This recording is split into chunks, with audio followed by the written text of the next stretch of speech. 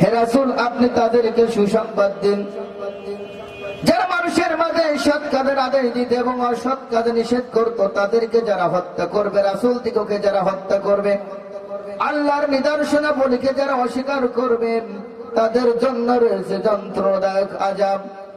একান্ত আপনজনের আমার আল্লাহ রাব্বুল আলামিন ঘোষণা করছেন, উলাইকাল্লাযীনা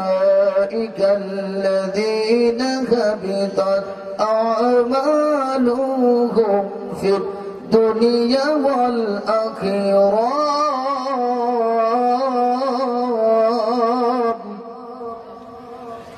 তারাই সেই সমস্ত মানুষ যারা হাবিতাত আমালুহুম, তাদের আমল নষ্ট করে দেওয়া হয়েছে, তাদের আমল বিনষ্ট হয়েছে, তাদের কার্যপ্রণালী নষ্ট করে দেওয়া হয়েছে। ফিদ দুনিয়া ওয়াল আখিরাহ, দুনিয়া এবং আখিরাতে। একান্ত আপনজনের আমার আমরা একটু চিন্তা